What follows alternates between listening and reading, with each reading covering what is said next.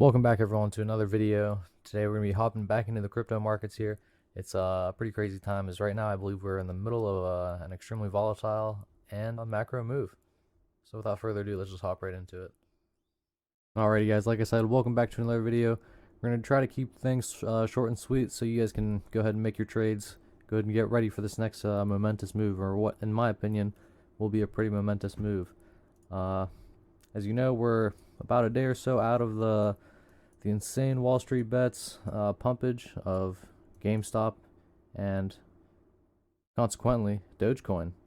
They seem to still have a very large liking to the meme coin, but I mean, I guess it's getting some money into the crypto market, so that's good, but not the greatest of times. Not the greatest of times.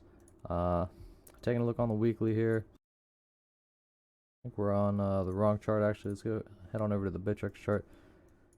On the weekly here, we had the pullback down to the 236 here, bouncing pretty nice from the 236, and also in that same candle, getting the test back to the top side of the Challenger bands, and we are testing it, and within the next 22 hours here, it looks like we will be confirming it as resistance, thereby confirming the next move down to the middle band on the weekly, which is currently coming in at 20,600. It's pretty far away from here, but we do have targets some ways down there, like the 786 and 886. 618 as well is pretty far down there, but let's go ahead and check it out. The 618 is ultimately what we were targeting here, and it's coming in at 18.1k. Have some pit stops along the way, obviously, like we are currently at the 236. Next one at the 382. There's obviously going to be a bounce implied there, as that will be a pretty significant area coming off of the March lows of 2020 into the current swing high at 42k. Let's take a look at the weekly momentum oscillators. RSI popping down into the neutral zone a little bit. Looks like we're going to come back up to test the edge of the overbought territory and moving average as well within the coming tick, most likely. Stokes still crossed down, headed on to the downside, and like I said, probably coming to meet a trend line somewhere along the lines of that. Something similar to that, but that would imply a pretty significant move to the downside, which I believe we are in the midst of, like I have said before, but we're still going to have to come down and test this edge of the bullish control zone and see if we can find support there. I think that wraps it up for the weekly. Let's head down to the daily and check things out. The Elon Musk pump from the other day when he changed his bio to Bitcoin. Very significant move. Almost a 15% move off of a Twitter bio. Pretty impressive, but ultimately returning to mean and getting wrecked, closing below as well the middle Bollinger Band. Not the greatest of looks there, but what do you expect? I mean, I guess a black swan event, not really that large of one, but nevertheless, not really according to plan. But we have returned down to the mean here, and we are currently still trading below the middle band of the Bollinger Bands here, getting rejected by it currently. And obviously we have just closed the previous daily candle, but if we close the next daily candle like this or lower, it will imply, in my opinion, a retest of the bottom band, which is currently coming in around 29.9k, and the bottom side of the range. Pretty nice, pretty nice. Take a look at the momentum oscillators here, breaking the moving average, still in the neutral zone, just playing around. I do expect the moving average to get tested bearishly once again as we do come down, maybe retest the 21, but at that point I would be fairly bearish on this. This isn't the greatest of looks, as with that that most recent closure after the Elon Musk pump got wrecked, we are still getting a very aggressive downtrend of all lower highs and lower lows, and as well as the lowest closure the day before the Musk pump, we did get a closure lower than the previous at 30.8k. Stokes crossed up, headed up to the upside here. Is there any divergences we can be talking about? Definitely not. Let's go ahead and head on down to some lower time frames here. Take a look at the 12-hour really quick. The 12-hour is the contrarian. I really do like the closure here, closing above the previous swing high at 33.2k for a little bit of bullishness, as we are still holding this as a bullish structure at the current moment in time, but really, if we were to lose 33.2k once again on the 12-hour, it would not look very bullish anymore. Not at all. But do we get Did not get a higher high above this high. So it's not the greatest of looks. See if we can come down and find some support on these moving averages down here on the 12-hour.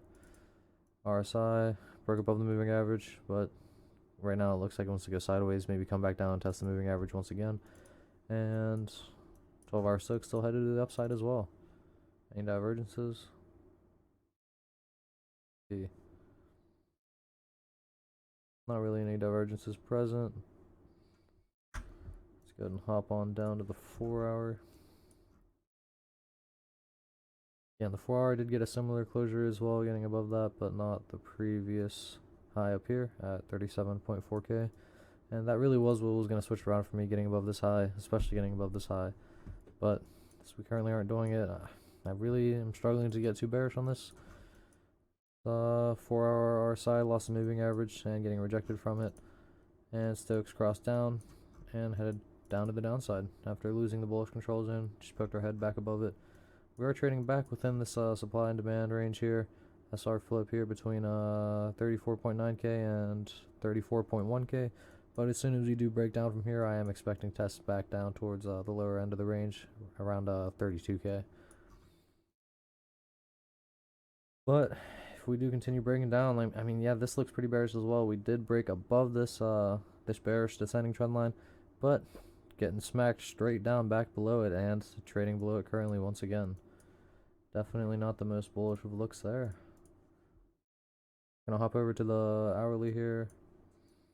Hourly is really what I'm looking at, as we have been making higher highs and higher lows in the really immediate time frame. But as soon as that structure gets destroyed, I do believe we are going to test the bottom side of the range once again at 32k is going to be the first pit stop. But ultimately, I think we are going to come down and test that 30k base once again. Do I think it will hold after touching 3 times? I mean, only time will tell, but each touch does make it weaker. And let's turn off all these drawings. So what I'm really looking at is trading back below the 377 and the 50 EMA as well. The 50 EMA will be so we can potentially cross this back down to the downside and get the death cross again. But the 377, and I have this pulled up purposely, I was going to talk about it. But generally, when we are above it on the hourly, it's bullish. I mean, let's see, cross it right here, nice. Cross back above it right here, very nice. But in all these times when we are below it, times of extreme bearishness, especially once we lose it here, and when we're losing it there, and on the way up. Good examples like all through here. And here's a nice one. You get faked out right there. Kind of like present day. Get faked out to the upside, trade back down below it, and you get wrecked for another 7% to the downside. See right here, another fake out back above it, and ultimately wrecked for 15% to the downside. And when you're above it, cross back above it here, and you don't break it again until did not want to do that. Go around here, and extremely bearish once we are below it, obviously.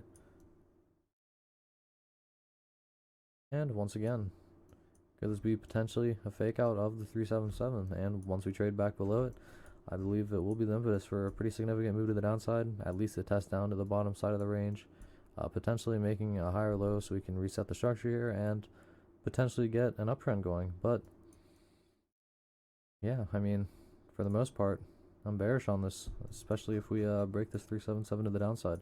Now, if this condition is not met and we do rally upwards and onwards from here, then I'm not really too bearish unless we were to re-break the 50 and then the 377 to the downside. Like the 30-minute here. 30-minute is golden cross as well from back here before the Elon pump, and still currently golden cross. As long as we don't lose that golden cross, not really too much of a reason to get bearish at the current moment in time. 15-minute probably has it still as well. 15-minute, yeah, we do still have the golden cross as well. But once we do start losing the golden cross on these lower time frames, it will start creeping up back towards the hourly, and we could potentially death cross on the hourly once again. 4 hours, still golden cross as well. So yeah, in my opinion, it's really up to these hourly closures. So far, we are holding nice support on the 50 and the 377, but once we lose those once again, I can't really get too bullish on this. But I think that just about wraps up this video, guys. Overall, I am bullish for the current moment in time until those conditions are met. Like I said, closing back below the 377 especially, and trending downwards below the 377, I would start to get extremely bearish. But yeah, I think that just about wraps it up. Drop a like if you enjoyed or learned something, and peace out.